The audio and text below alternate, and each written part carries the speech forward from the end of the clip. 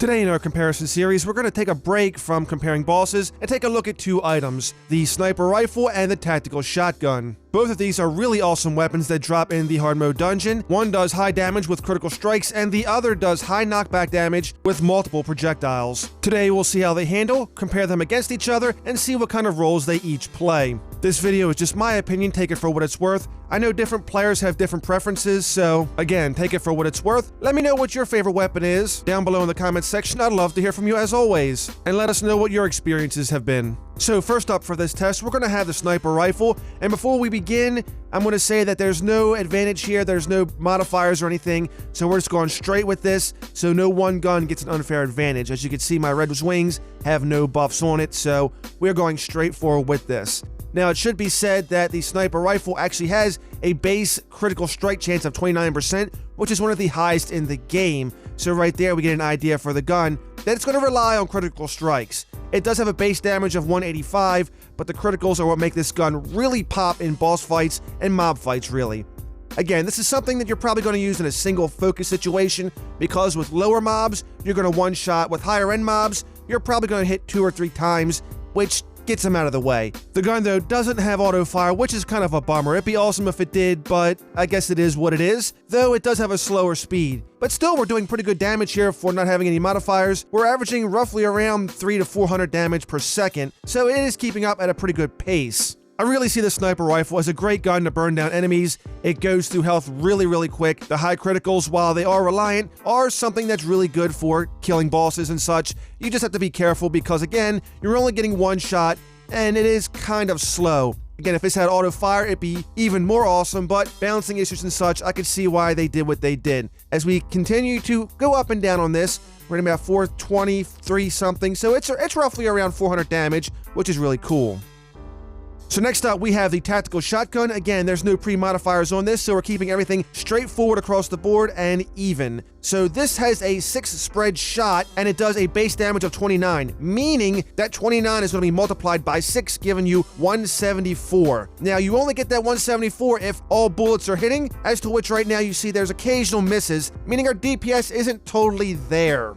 This is kind of the drawback with the tactical shotgun, is that it really relies on chlorophyte bullets to make all the connections. If not, you're going to have this problem. So you may want to be very careful about getting the proper bullet for the right situation, because if not, you're going to have these misses, and it will cost you on DPS. Again, you have to be close range for this to be more effective if you don't have those chlorophyte bullets. What's really good about this, though, it does have high knockback, so any kind of mobs or any kind of invasions you're going to have, this is going to wind up blowing some enemies back with a ton of damage. So that's what makes this very helpful in those kind of situations. In a boss fight, I would highly recommend using chlorophyte bullets. Again, as we move up a little bit, we're trying to maximize that DPS, but chlorophyte bullets allow you to do that. The way they bend, twist, and turn, you're guaranteeing a hit with homing bullets, no matter what the situation is. So again, those are very critical for those boss fights that you get into, especially Duke Fishron. This is my 1-2 combination with him, and it works out really well. As we see right now, though, the numbers for damage are coming across the board pretty straight around 400. And that's without relying on critical strikes and being slightly faster than a sniper rifle. For this next test, we're going to use the Vortex armor, but we're not going to use any other buffs in here. So again, we're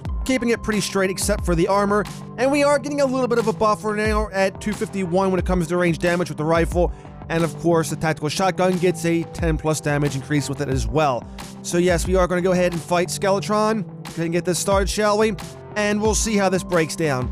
Again, the sniper rifle, very high-powered, critical, reliant gun, but still very awesome to say the least. We'll see how long this takes. It shouldn't be too long, but it also depends on how well I'm aiming and shooting. And Skeletron kind of likes his range too, so that makes things a little bit more challenging in that regard. Let's not get our merchant down there killed, shall we? Let's just stay away from there. I'm going to try to focus on the head, but at the same time, as you can see, we're probably going to have some arms, limbs, and whatever getting in the way here too, because they tend to do that. They like to do that.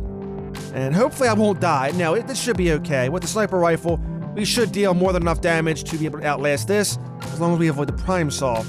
Of course, we know when he does the spinning attack, Skeletron Prime does get an extra buff in defense, so our bullets won't do as much, but still, if we just get lucky here and get a good couple of shots in on the head. As you can see, we're actually took him down almost at least a quarter, almost halfway. So we're getting good here. We're getting lucky with this. And then, of course, we're getting hit by a bunch of stuff, too, so... Anyway, we're gonna go ahead and speed this up just a little bit, and we'll see where this lies.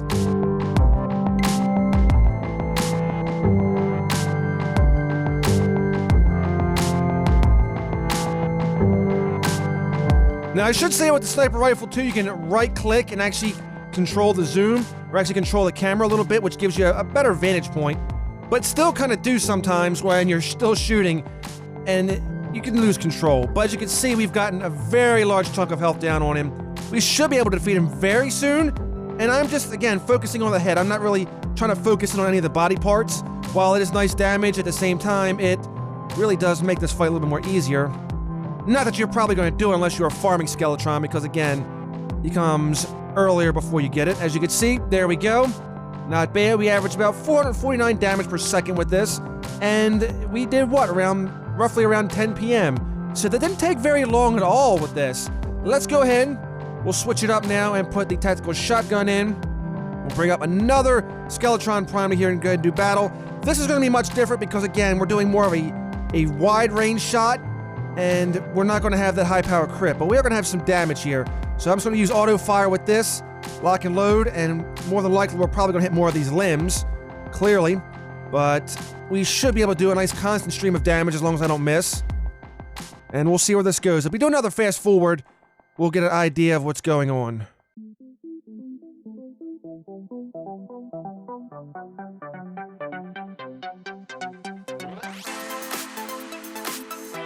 So as you can see, we mostly got him down. I actually had to use my UFO car. I totally forgot. I should have used that with the sniper rifle too. But as you can see, damage is a little bit more streamlined. We tend to get more in the 4s. But at the same time, yeah, survivability is another thing. Because we do have to keep our distance from Skeletron. And you really want to get close with the tactical shotgun. So I'm not exactly making the most of my shots here. That's unfortunate. Which is why, again, accuracy is a bit of a thing with the tactical. You just really need to get the chlorophyte bullets to maximize it. And right now, we are just... I think we actually killed a couple of arms up there. I'm almost certain we killed a couple of arms. Like, Prime Claw is a pain. Actually, it looks like... Yeah, we did probably kill about 2 arms. It's not too much of a shocker, really. Or maybe at least 1 arm. Never mind, I saw a 3rd arm somewhere. There we go. We got him under 1,000, so he's almost done. Going on 2 o'clock in the morning in game. There we go. He's down. 149. 149. Okay, so for the most part, okay, that last tick says 248, but we know it's a little bit higher. But overall, again, with the tactical shotgun, the biggest thing is going to be accuracy. You get closer for better accuracy, but when you have to stay farther apart, kind of like what I just had to do, it becomes a much different thing. So I don't know if I can, but I'll go ahead and try it. We can go ahead and try to do one more Skeletron Prime with the sniper rifle, but I think for the most part, we get the consensus of what goes on here. So the sniper rifle, very awesome. It's not very fast. It's actually slightly slower than a tactical shotgun, but at the same time, with that much stronger focus it has, the high critical damage it can do, it can actually burn through bosses like this very easy. But you'll have to be very quick and you have to be very mobile in order to stay alive. Because again, you're not going to have that fast DPS going. And we just need you to stand still for a minute, sir. There we go. As you can see, especially with some of these limbs, when you start focusing on some of these limbs, it doesn't take long to cut down their lifespan.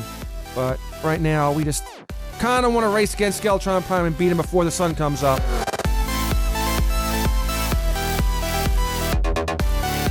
There we go. Okay, so that did it. And not too bad, right before morning time came too. So again, in overall damage, it's going to be very difficult for the tactical shotgun to beat the sniper rifle. You're going to need some help from the chlorophyte bullets. Overall, though, I still do kind of prefer the tactical shotgun simply because, again, in the proper situation, it does do a ton of DPS. You're using all 6 shots to do damage, and it's just faster. Just even if it's slightly, it's still faster than the sniper rifle. This, though, I have to say, it does outbeat the tactical shotgun. Take it for what it's worth. That's just my opinion. Anyway, thank you so much for watching. If you found this video informative or interesting or even just enjoyed it, please be sure to rate the video. Let me know what you think down below in the comments section. Which one do you prefer and how has it worked out for you? Also, be sure to check out some of the other videos we have on the channel. Also, be sure to check out the video where I take on Duke Fishron and try to give players a guide on how to do it, as well as some of the other comparison videos we've done previously, and keep your eyes open for some more. So have yourselves a wonderful day. I'll see you again next time More to come. The video's over, but there's more where that came from. Be sure to subscribe for more Terraria Let's Plays, Top 5s, and other videos as well as we cover different titles. You can click on one of the videos here for more. Be sure to rate this video accordingly as it helps the channel out greatly. Have yourself a wonderful day, and I will see you again next time.